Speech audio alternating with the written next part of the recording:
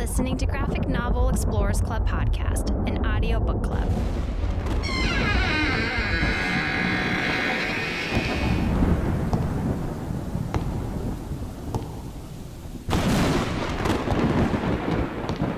Greetings, explorers. I'm one of your hosts, the best host, Francis, joined by Johnny Flores and Dennis Supachana. if you couldn't tell, this is our Halloween special. Spooky. And today we are discussing a very fitting book, Anthony Bourdain's Hungry Ghost by Anthony Bourdain and Joel Rose. We hope you have already read today's title because all three of us have read the book, so beware. Spoilers ahead. Explorers can share their opinions and thoughts with us by leaving a comment on our Facebook page or over on Twitter and Instagram at GN Explorers Club.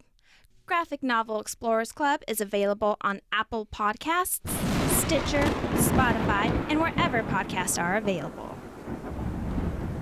All right, so in our spooky edition of this podcast I think episode, they get it, John. No, am I overdoing it? He's spooking me right now. Can I talk like this through the whole episode? I wish I could do Vincent Price. That would be. Oh, that would be good. Yeah. The Thriller. Yeah. No, me and Malta. That's not even close to Vincent Price. So this story was an anthology put together by Anthony Bourdain and Joel Rose. You could tell there's like a lot of chef insider stuff in here. Mm-hmm. I almost feel like this is done specifically for people that work in the food industry, not the general reader. I would say less so than his previous two books. I actually read Get Jiro, and hopefully we can... He's had other comic books? Yeah, two. Oh, I didn't know that. Get Jiro was like this almost a post-apocalyptic sushi chef kind of thing. Of course. And, Right about what you know about. Right. And it seemed a lot more insider, and that seemed like what I was expecting from him. And it was good, but definitely this one was less relying on, hey, chefs, wink, wink. Here's a story for you / comic books. This was a little more general ghost story. And I actually really like it. I love Japanese horror stories, and I love the whole thing with yokais and all those kind of monsters and spirits. And so The totally kappas. dug it. Yeah. It's funny because my kid's into some of this stuff, but from a kid perspective. So there's another... Your perspective is a kid perspective, too. Man-child. It's a man-child perspective. Thank you very much. Mr. Straight. Man-child. Yeah. But some of these monsters, they use them in Pokemon-type things, or even Pokemon directly. Oh. And the kappa, skipping ahead in the story, I was like, this Super Mario Brothers lifted, I feel like, a lot. Like the turtles, which the kappa looks like a demon turtle. Totally. And like King Koopa, I was like, there's a lot of variations on the Absolutely. the even the names, the kappa versus Koopa. And then indirectly, kappas are in some of the cartoons we've seen, but they're not like the ones here. Yeah. So much like the Little Mermaid, how like there's a Disney version and like the legit Brothers Grimm tale, it's interesting to see kind of a more serious take on some of these monsters. Yeah. So this story starts off where a bunch of chefs are preparing a dinner for a very rich Russian. It's implied he's involved with like the Russian mob, or he's kind of a gangster of some sort. So after the meal, and he has little critiques for the meal that they've prepared, but afterwards he asks the chefs to join him for some cognac and cigars, and he says that cognac is was bottled like hundreds of years ago or something like that. Someone mentioned something like it was bottled when Napoleon was around. Yeah, something like that. So he won them through a charity event, and these are like legit chefs. So it isn't the case where like there's one chef and a bunch of assistant chefs. It's like all the chefs, table chefs, kind of thing. So he tells them when they're sitting down about this old samurai game or Japanese game of telling horror stories. Kaiden. Yeah, that's what it was. Yeah, Kaiden. Which is a joining of two different words. Kaiden basically means ghost telling or horror telling, something like that. It's like 100 candles, right? Was the other. Yeah. So the thing is, they the ancient way of doing it was you go into a dark room. This reminded me of when you go in the dark room and you'd say Bloody Mary. Don't say it 2 more times. Yeah, I know. Well, we're not in a dark room. There's no mirror, but Bloody Mary. Yeah, remember that? Bloody Mary? Well, you said it twice. I've only said it once. I'm silently praying for all of us right now. Beetlejuice?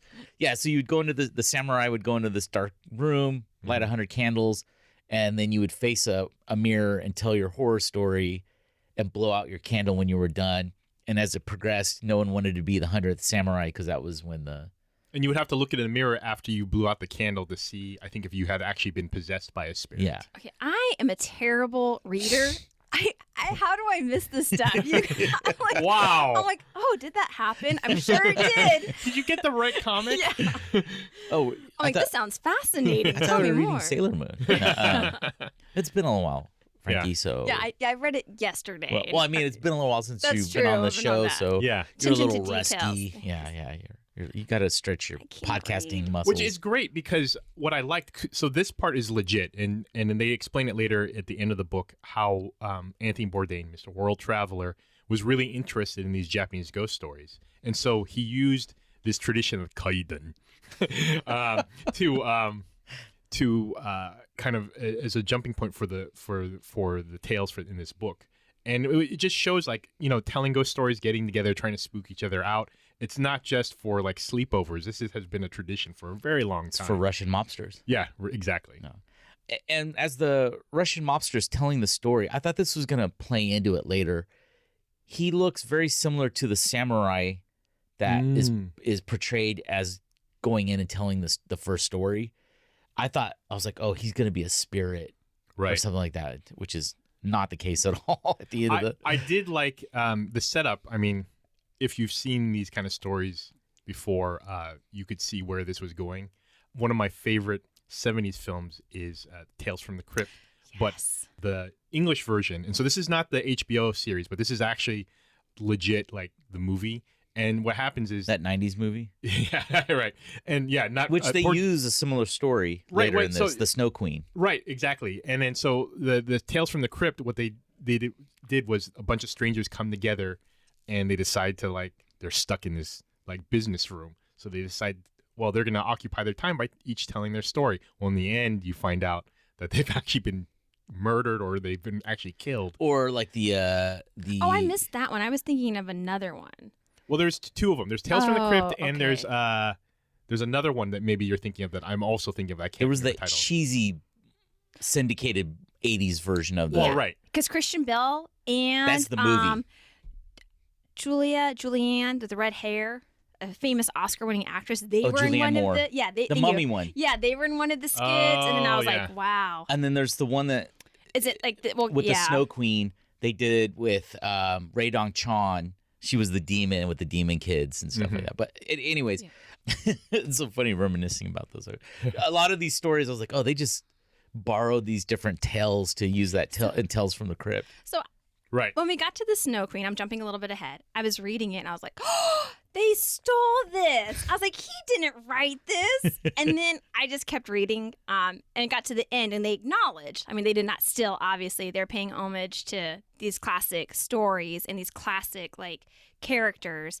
And I thought that was really sweet. And then I felt like a jerk. Well, you know what? Oh. And to their credit, and I wish more comics did this, is they actually included, like Francis said, kind of a little glossary thing at the back that points towards the real tale with some illustrations in terms of what their inspiration was from, as well as the old Tales from the Crypt comic book. Yeah. Well, the actual Japanese ghost stories and the names of the demons and etc. And also, of course, it wouldn't be an Anthony Bourdain book without some recipes, so he threw in a few recipes in there too. And I took photos of all of them. Fortunately, none of them involved any sort of weird human flesh, or demons, or a cow person. Right. I'm glad none of that came into place. So our first story is told by one of the chefs, and it's called The Starving Skeleton. It's basically a beggar comes to a chef who's closing up his restaurant to say, I'm hungry. What you got? I don't want to interrupt. I'm sorry. Oh, go for it. So the way the story starts off, too, and maybe you were getting there. I'm so sorry. Still resting. There's a religious undertone to this particular book. That's what I was thinking. I always find religion when you're seek for God. I think it starts off like how a lot of people starve to death, and those hungry souls are still present. And there's a biblical text. I'm not going to quote it verbatim. I apologize, but don't be afraid to entertain the homeless or strangers because they could actually be angels of God. And it's basically like when someone comes to you in a need, you should help them because you never know. It could be like one of God's angels. And also, I mean, it's just a nice thing to do, right? You can just do it. You don't have to do it because of God. It's an old moral lesson. Obviously, Bible as well. But I mean, hello, Beauty and the Beast. The beginning.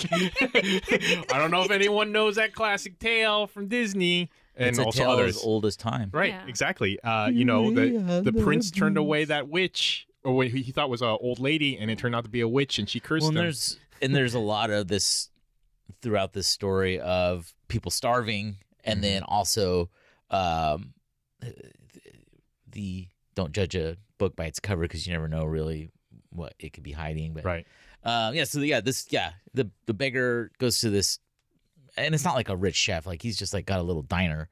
Asks him, and all these tales seem to be at least 100 years old or older. None of them seem to be really present day. Well, except for the tapeworm, but the tapeworm ghost. So ask the man to please give some food, and he's like, I just closed up my diner. I don't. Sorry, buddy. Yeah, sorry. Turns him away, and as he's on his walk home, he starts to hear a noise creeping up behind him, and then you see his kids and the wife at home, like, oh, your dad's gonna be home soon. He's not going to be, but tell him that they are. But and then as he's getting closer and closer to home, he starts running and panicking because the sound's getting closer, and then this giant skeleton appears, this demon skeleton, and it turns out that was the guy, and he consumes him because he has hunger. Yeah, he has to eat. One way or another. Either you were going to feed me or I'm going to eat you. The end. Yeah, that was a really short one. I was like, cool. It's just like the Bible said. Right. A demon skeleton will devour you. Man, I'm going to totally read the Bible more. Something that struck out at me right away is because the copy is so limited. I really liked the artwork. I'm not normally one to like admire artwork, as we know, but just the color, how big the skeleton was, like overcoming the man. It's so outrageous too. It's very Kill Bill-esque. Yeah. But I was like, oh, like this is like really. I thought it was very well done. And we should note that I think each story has a couple of them are the same artist, but yeah, there's a variety of artists in here. That's why I didn't name them. That's why we didn't say them at the beginning. But I think Irene Kohn, one of my favorite artists who did my T-shirt from Angry Asian, she did the Snow Witch. So the second story is The Pirates. This is an interesting one. So this Lots is told. of plot holes. Well, yeah. There are a lot of holes for sure. This one was told by the only female chef present, and then she said, "Oh, you guys must like pirates." And no, there's two female chefs. Are there? Because because the other one has a closing that is I'm sure directly pointed at the food industry. Yeah, go ahead. Oh, but yeah. So she says that this one involves a lot of boning, and then so this is kind of it started off really kind of uneasy for me. So these pirates actually find this beautiful redhead. It starts off first that women are wanton women, basically, like, I guess sexually awoken women. Please note, Johnny just turned and looked at me as he said that. Rightfully so. Are tossed into the sea. Yeah, you went on a little bit of a tear when you were single there. Wow. I'm not denying it. I'm shaking my head in agreement. There's no Spicy judgment there. takes here. There's no judgment. I don't care what you do. Or any woman does. Wow. No, do what you want. Bang whoever you want. Women shouldn't feel guilty about that. So the story, it starts off by saying wanton women are tossed into the sea. And one of them, this redhead, is picked up by the passing pirate ship. Right, and then they just basically start saying how they want to rape her. And I was like, wow, they're really just going out the gate and like that. And then the captain comes out and he's like, hey, guys, I get first dibs. Right. I was like, Jesus Christ. And then she's like, yeah, okay, I'm used to the ways of men, so let's do it. And so this is the part that kind of confused me. Well, I'll tell what happens, and then I'm really like, what? So he takes her into his captain's quarters. She basically makes fun of his penis. And then it cuts to basically she bit his balls off. Yeah. But then it seems like she keeps getting the guys to come into... Well, I think it's almost like a siren song where she's bewitched them. Okay, so that makes sense. So I was like, how does she get all of their balls without some like someone at one point has to stop and say, Well, logistically, you're like, why are all these dudes still in here? Yeah. And why are they all moaning that their balls have been bitten off? But whatever, let's do it. Yeah. So anyway, she ends up basically biting all the balls off of all the guys in the ship and collecting them in like a sack. And then as it progresses, she's becoming more and more like lobster. Yeah. Like a- green. Yeah, Like- she's like a lobster. but like a Sea like a creature. horror mermaid. Yeah, You know, yeah. like how like an old Brothers Grimm tale mermaid Right. would look. Exactly. Not a fish woman. It's Oh, like this. sexual desire can ruin a woman. Right. That's the tale. Anyway, this is a tale about STDs. I don't know. Yeah. Because like you would think, I'm just going to use you two as an example. I apologize. Like you go in, one of you guys goes in a room to be with a woman. You hear like horrible screaming and moaning. Another one's not going to go and be like, "Oh, can't wait for my turn," right? Like, And then I'm not going to go in the room and like, wow, Johnny's crouched over there with blood on his crotch. Well, let's do it. yeah. But what you're saying makes sense. If there was like, Yeah, I think the she bewitching bewitched song. them. Okay. Yeah, that's what that's how I took it. but then she said, this is where it kind of ended odd for me. That part wasn't odd enough. Yeah. She's like, "You guys can come get your scrawny little balls back if you Right. give me all your plunder." But Right. then, like, how did they give her the plunder? She went back under sea. Like, how do you make this exchange? It kind of ended oddly. And then I sort of not rightfully so, but I get it.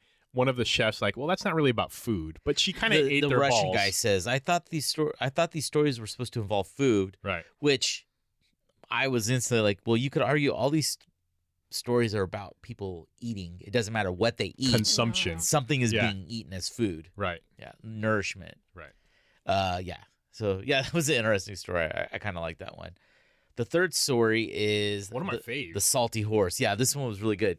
And the main character in this, Don Harrow, reminded me of Quincannon from The Preacher. Mhm. Like how Quincannon has to fuck the meat. Right.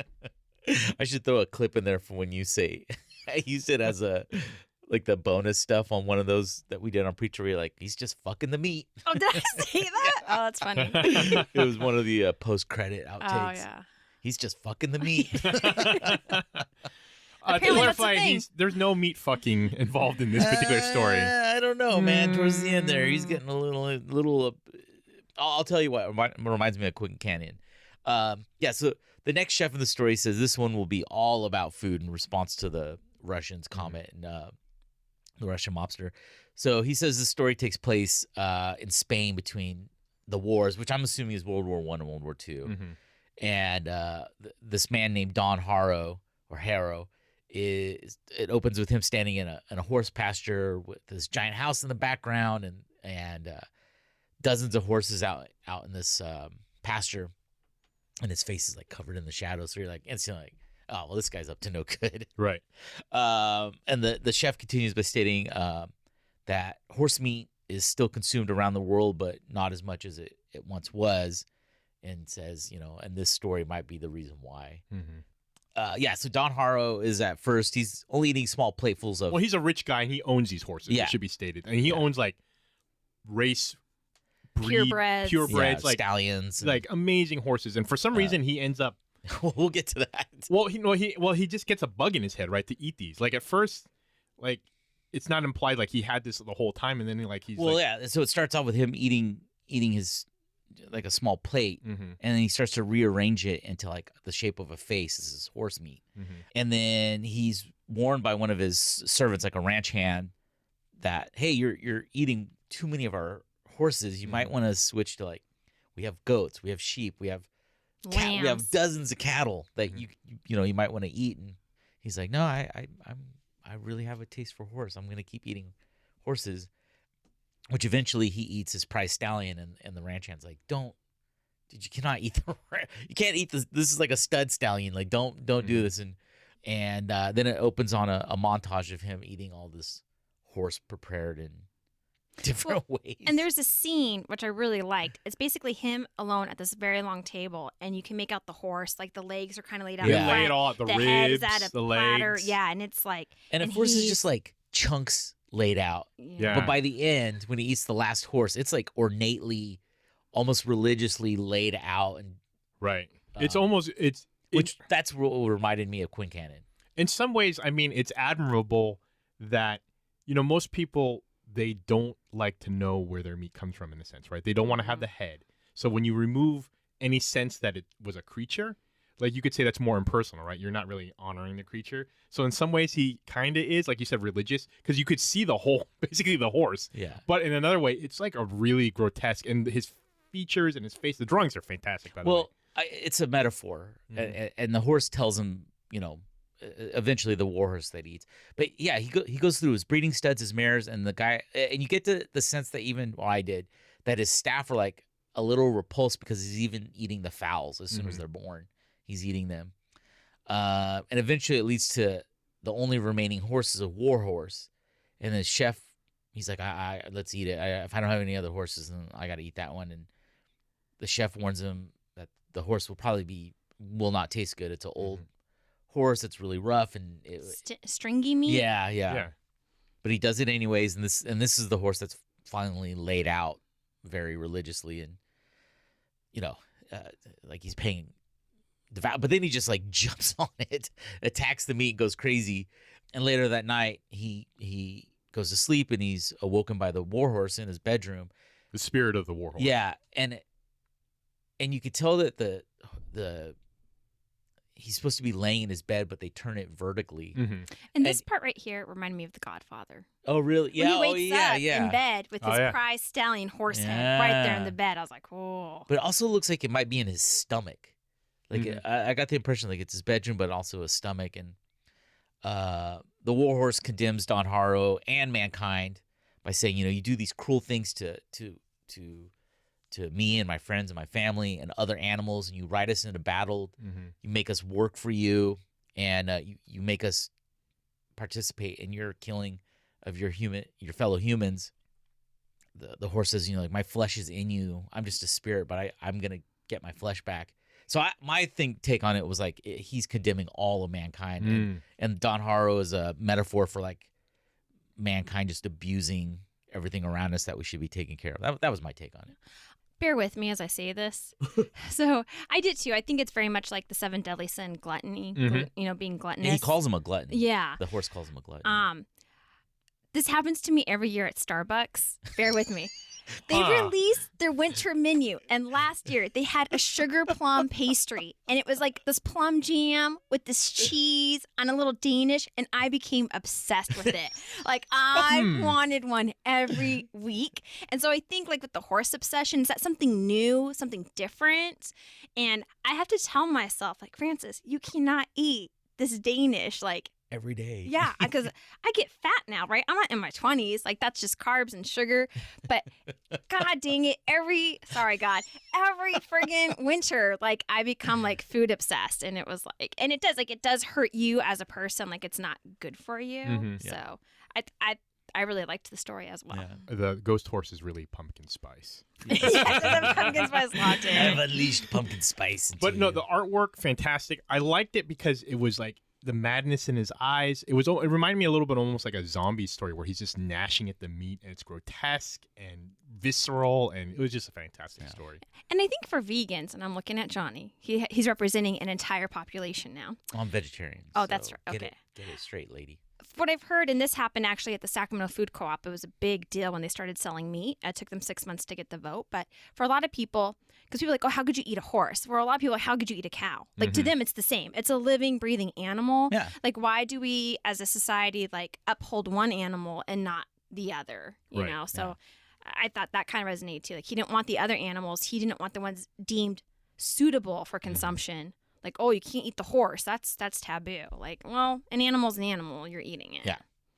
It was just some cultures it's okay, some it's not.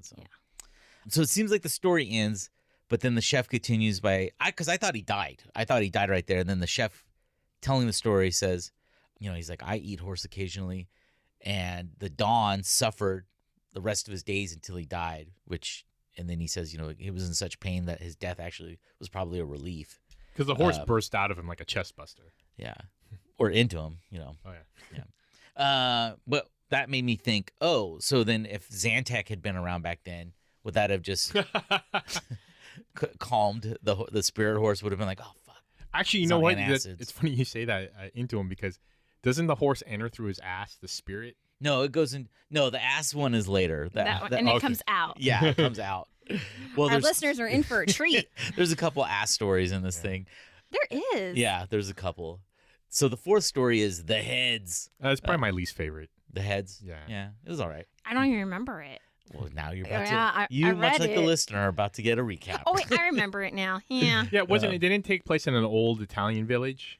Or some old European village. And so basically, it's the tale of one chef. Demonic vampire heads. Yeah, this chef explains that his mother explained to His him. Nana. Nana explained that this was like a real tale. Yeah. So this apprentice chef, his mentor suddenly dies Mm-hmm. and leaves the young man basically without any work. So he goes around his village trying to get work, and everyone's like, "No, I don't have anything for you."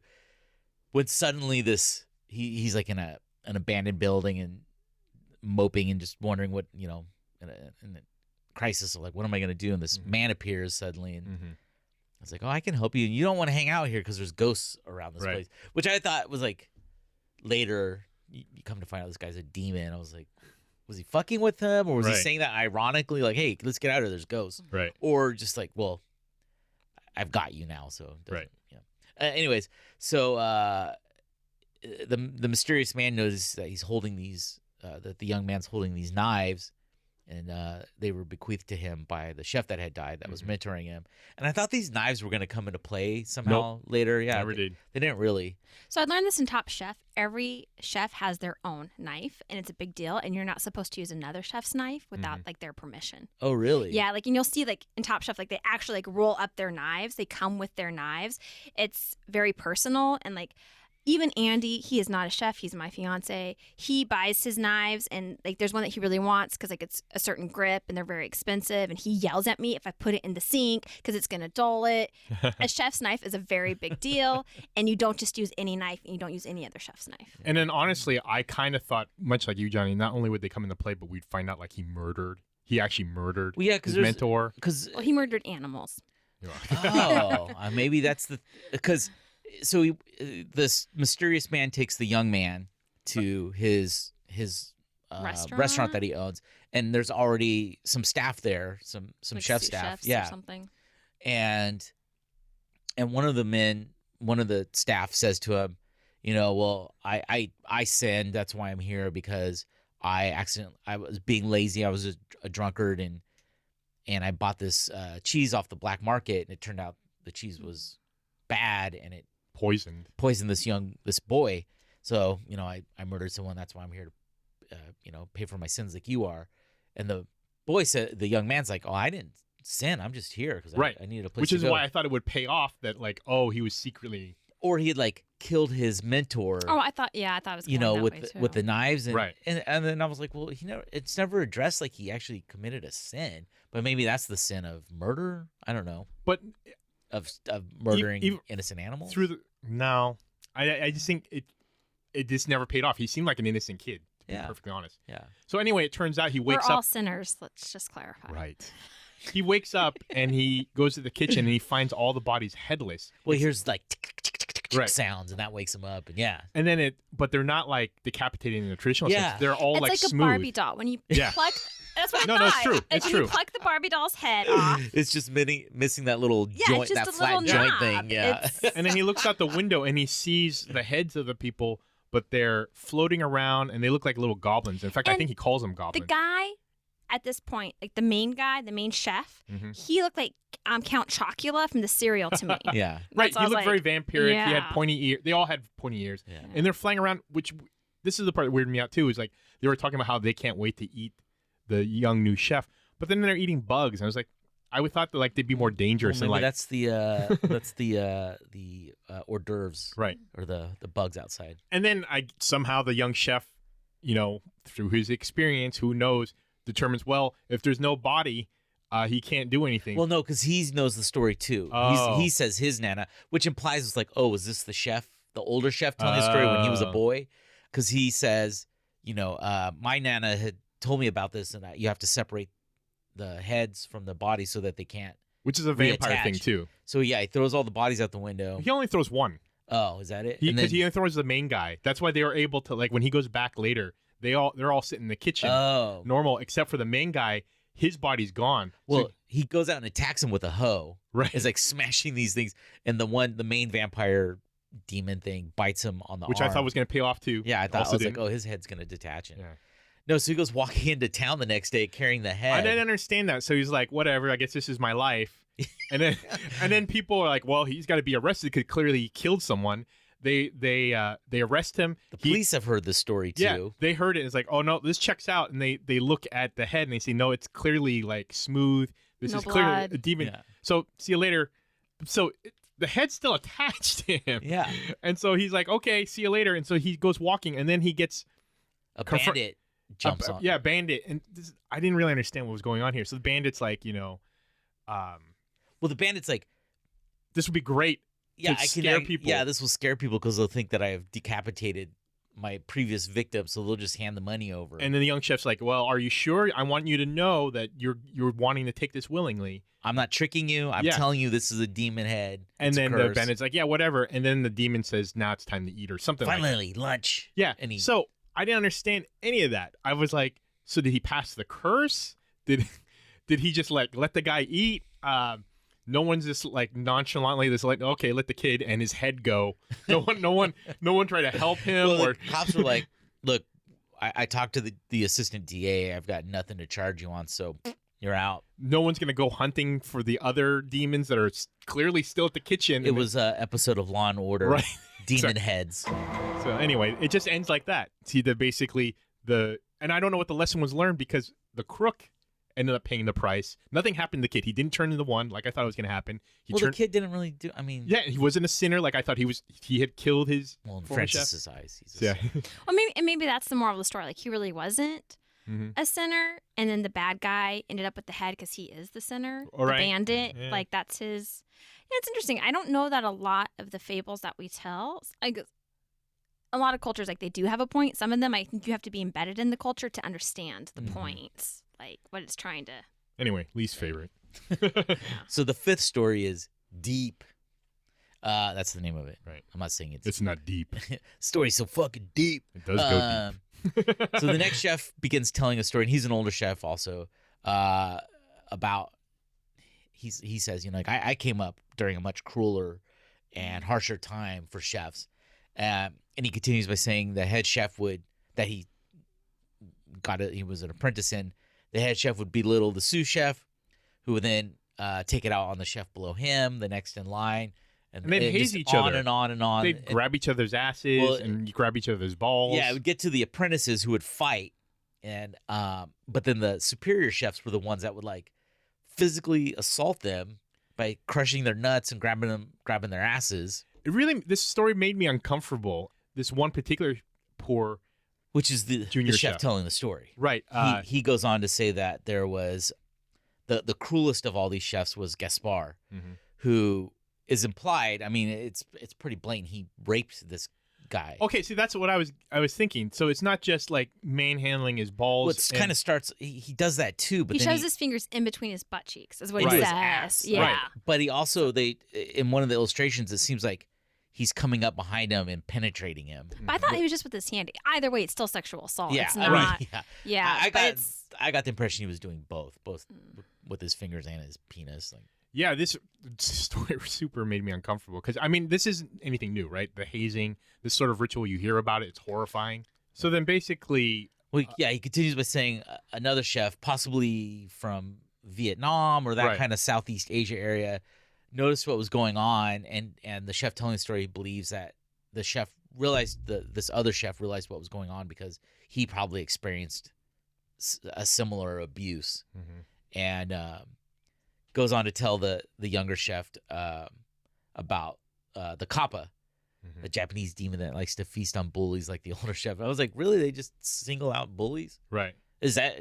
Are you familiar? No, with no. it? Okay, because you had I don't think. Well, I don't know if they single out bullies, but I know that they have a taste for basically once again balls. Which this other chef says, yeah, bullies have this ball inside their stomach that's very. It must be like their pent up anger and hostility. I don't Right, know. because it's not like exterior balls like the earlier story with the pirates. This is like an internal ball, so you have to go up the butt. Yeah, and And they said one way to get it is they just shove their arm up there to get it, but their favorite way to do it is to suck it out of their ass. Right.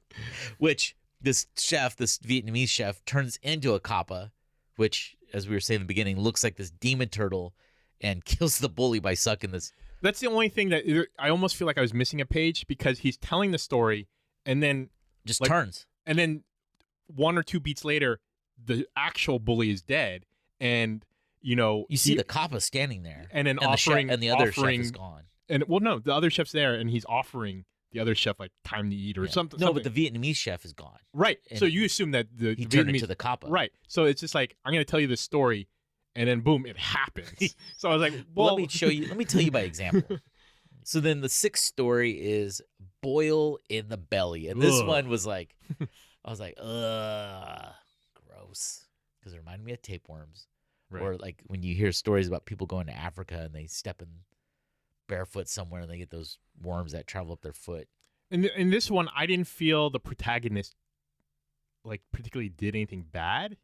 Like a lot of it was just one of those unfortunate, or like I don't even know how it happened.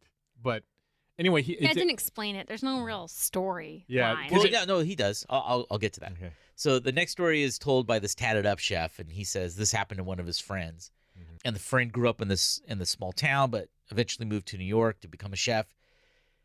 You get the impression that his dad was like, "Oh, come on, this isn't a man's job. This is," but the friend would travel back home and prepare food for his parents, and eventually the dad came to be impressed by his son's skills. And then he'd make your typical like fancy meal. Yeah. Like, small portions, that kind like of thing. Like a 5-course thing. Yeah. And then one night the friend is woken up because he's got this sharp pain in his belly, and he calls out to his mom, who comes in to check on him and discovers he's got what looks like a boil on his stomach, and it eventually grows into a mouth that keeps saying, "Feed me more." Yeah, No. yeah, that's it reminded me of that, Little Shop of Horrors, and this book called Black Hole by Charles Burns that we should do one day on this story, but because there's a character who's got a mouth in his neck. Right. So the mom, I mean, they just said, well, I guess I'll just feed it. Yeah, it grows bigger and bigger.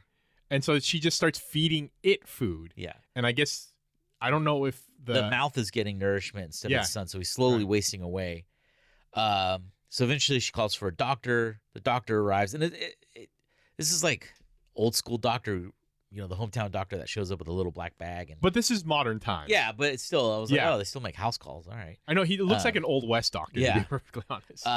And he says, like, basically, I've seen this before. I know what this is. It's a hungry ghost. A hungry ghost has taken over your son's body, which is, that's the son wasn't doing anything. It's just a ghost invaded him. It's not like he ate, like, ghost bad pork. Yeah, or slighted a ghost or something like that. So he says, I know what to do, and he concocts this poison and pours it into the mouth. Oh, man. And then he says, well, the next part's not going to be nice. It's going to be pretty painful. Right. And has the young man turn over on his stomach and pull his pants down. And he goes on all fours. Yeah, and this Ass demonic tapeworm, like the size of a man's arm, comes shooting out of this kid's ass. And you have to pull on it fully. Yeah, so the doctor puts on gloves and starts pulling this worm out, and then the doctor and the parents proceed to chop it up. And the son awakens, and he's like, "Oh, what happened?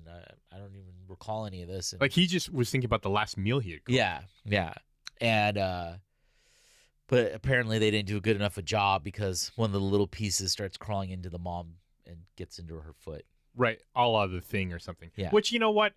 Hello, old school doctor. That's great that you know what this is and you made this poison, but shouldn't you have fucking known that this is not how you deal with it? You should have burned it, or... Well, he thought that was good enough. I don't know. Well, and then, it only implied what that week of med school is this in? Right.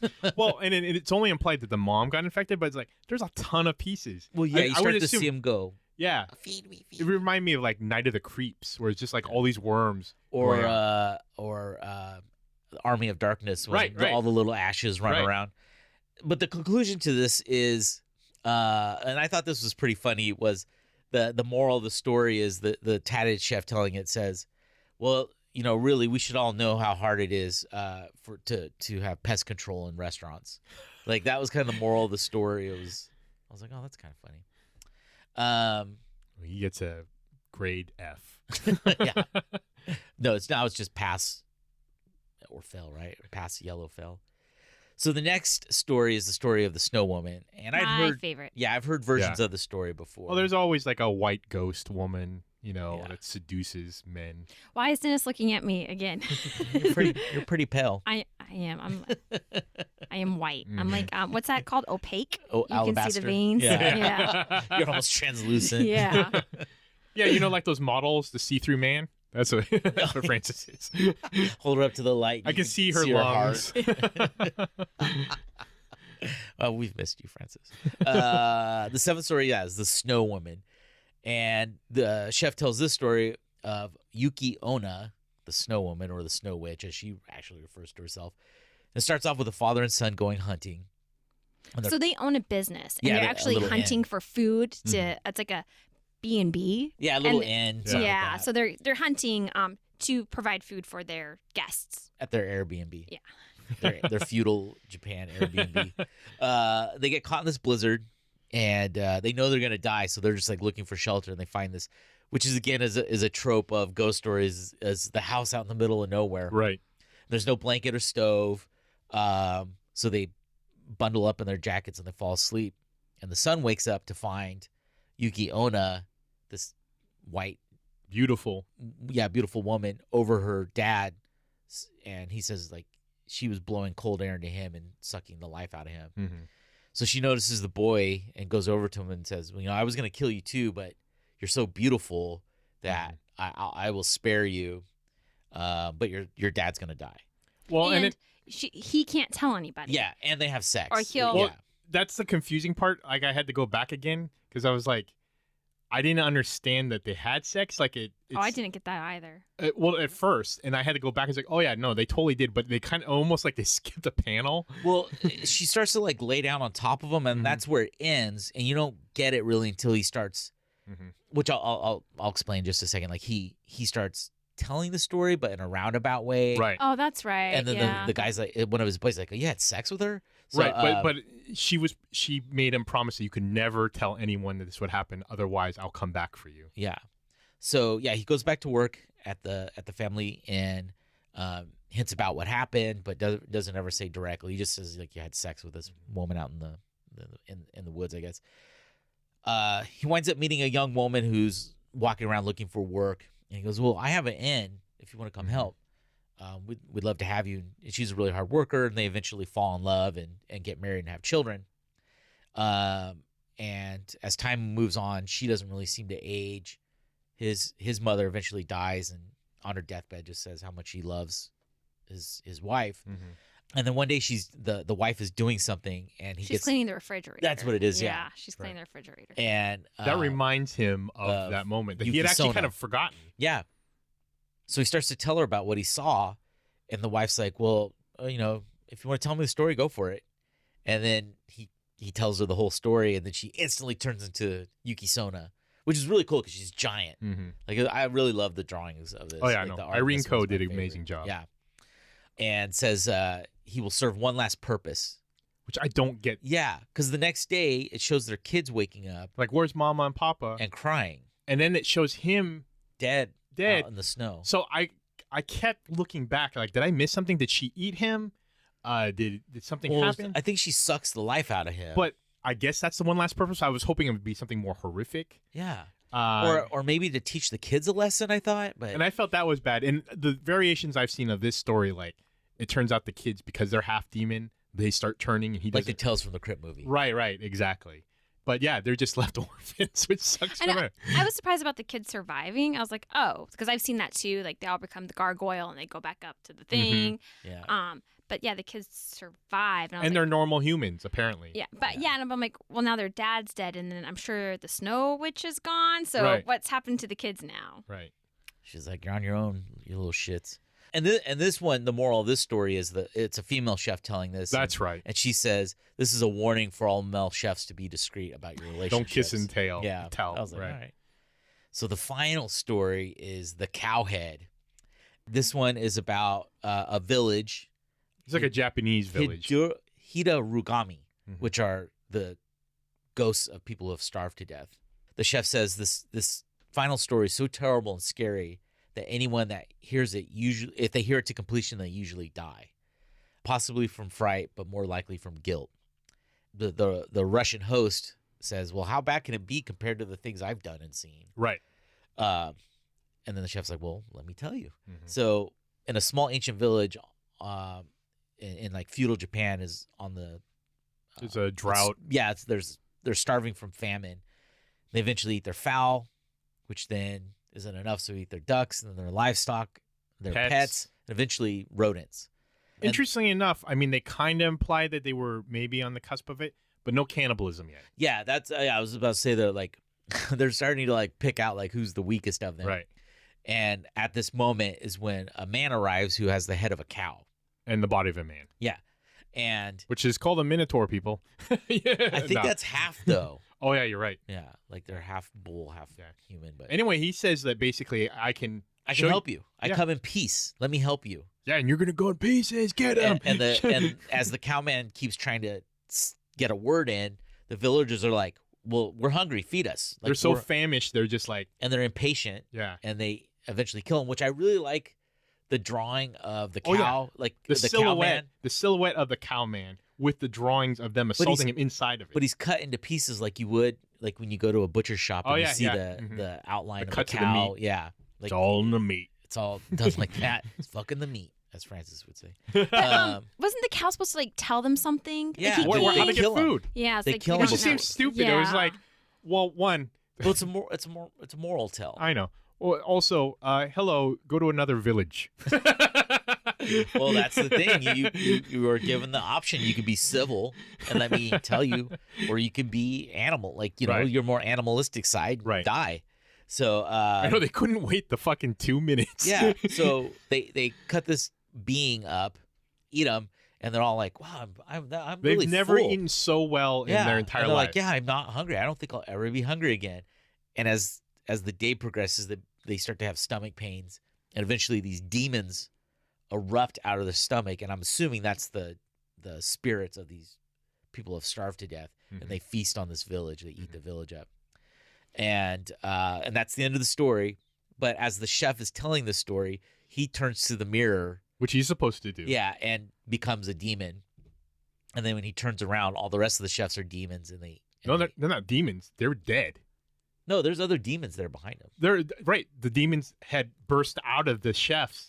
Like in the story. Oh, I thought they had turned into demons. No, they were all dead. Oh, and then the Russian is prepared like a pig with an apple in his mouth. Right, naked on a platter.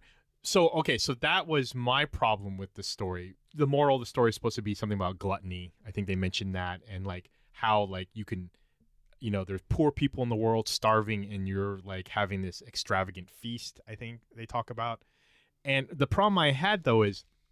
So the Russian's pretty well established or subtly established that he's a bad guy. He's not a great dude. So he deserves what he got, right? I don't know about the other chefs. Like some of them, I got the impression they were turned into. I'm pretty sure they were dead. So the story preceding that, with the cow head or whatever, made me think of two things. It made me think of my favorite novel of all time, The Good Earth by Pearl S. Buck. Oh, yeah, it's such a good book. Yeah, and she does say there's a scene in there where Olan, she gives birth, and then she comes out, and the husband was like, where's the baby? She's like, no, like the baby didn't survive. And there's a line, it's like a baby born in famine dies in famine, but it's implied that she actually killed the baby. Like, to save it. Yeah, she like heard it. He's like, no, I heard the baby cry. She's like, no, you didn't hear anything. Made me think of that, and it also made me think of an episode of The Walking Dead a few seasons back where they cut the guy's leg off and they eat it, and the guy's like, "Oh, joke's on you! Like I was just bit by a zombie," and they try to.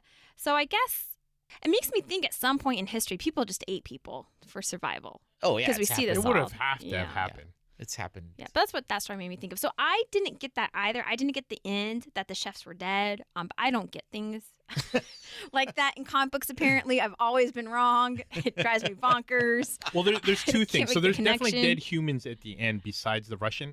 So one or two things, and I could believe either one. Either the chefs died and the demons came out of them, just like the cowhead story. Or the chefs were demons all along. That's what I think. But and they killed his party. Right. So not all of his party were still there, but there were some individuals who still were hanging out. Yeah. So maybe those were just the dead guests. Yeah. And in fact, he ended up inviting these demons to the thing. Although the problem I have with that is they have conversations with the chefs privately in the kitchen, like they're just talking. It's weird that they're ghosts. Throughout the story, though, these happen where you invite the thing in that's going to kill you, Right. and it takes on an appearance that appears to be safe. I mean, that's folk stories going back. Right. But the problem I have is when they're amongst each other without any of the human party there, they're talking like humans. So that's the problem I have is like They have to keep up appearances. I guess. I mean, look at the vampire heads. Yeah. They were all Just chilling. chilling. Yeah, that's true. So I win that round. No, I loved the ending tribute to Anthony Bourdain Yeah. Oh, in yeah. this. I thought it was very touching. It was basically like, this is what we agreed on, this is what we wrote, but as his friend who has passed, this is what I want to say about him. And I just thought it was very... Because I wasn't sure, but talking to you guys, it sounds like this was published before he died. I think it was created before he died, but published after. Oh, Yeah. okay. No, so that is sad. Yeah. Yeah. So what'd you guys think? I loved it. I love anthology horror. I'm a big fan of Tales from the Crypt. And Well, you picked that book out from a couple seasons ago, right? Where it was like the 3 or 4 pages, not a lot of words. oh yeah. I forget. Into the Woods. Into the Oh, Woods. yeah, or that was something like good. that, or Yeah. something like that. Whatever Woods one. Yeah. No, I liked it. I was like, Archie turns into a zombie? What? Well, I'm a big fan of horror in general, but like horror comics are my thing and my jam, and so this evoked a lot of those old school comics, and the artwork fantastic. You knew exactly what was happening. It was very visceral. Yeah, there was like a few plot holes I didn't dig, but I did like how they gave it a chef spin to it, and I liked the premise of like after the dinner is done, kind of hanging out with the chefs. I've done that once before where I went to a restaurant after the restaurant had closed, and then the real party happened. They popped open some wine, talked with the chef, started talking, and it's a very like chef thing to do. We just kind of wind down and decompress, and usually they just tell tales of like horrible exes and such. In this case, it was more of a horror story, so I really liked that. It felt realistic and such. I just, like I said, if I go with Johnny's thought on how it worked, I like it a lot better only because I didn't feel any of the chefs were bad people necessarily. One of them might have implied that he owned a restaurant that served like dictators or something like that. But for the most part, they seemed like good people. They're chefs. But that Russian guy obviously was a bad dude. And he had to pay his dues. Mhm. His dues were due. Right. What about you, Frankie? I don't remember if this was in the book in the beginning or if I'm confusing it with something else, but I read, and I think it's in the book, it talked about how the act of eating is just survival. But when you do it with others, it becomes about community. Mm-hmm. Was that in this book or is that something else? I think I just watched that in another show then. That was right before I read this comic book. Mm-hmm. That's sidetracked. But it is interesting. There is the community of chefs and how it does become like this is like the prized wine that you get to share, or the drink, the Right. cognac. And like when you drink it by yourself, you're like, meh. When you get to share it with somebody Yeah. else, it's, Right. I loved this book.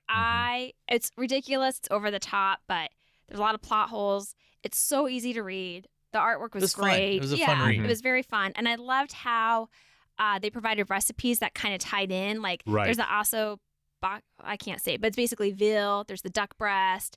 There's meatballs. Yeah. I took Meatballs. I took photos of all the recipes because I want to make them. And I never knew him, obviously, but it just felt very Bourdain-ish. Yeah. Oh, yeah. And I really liked it. And it was an interesting spin to have the chef spin on these classic scary stories. Yeah.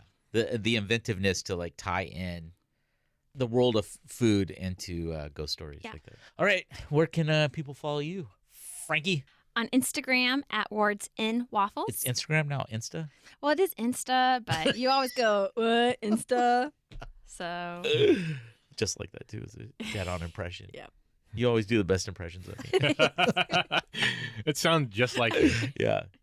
What about the show there, Dennis? Twitter and on the Insta at GN Explorers Club.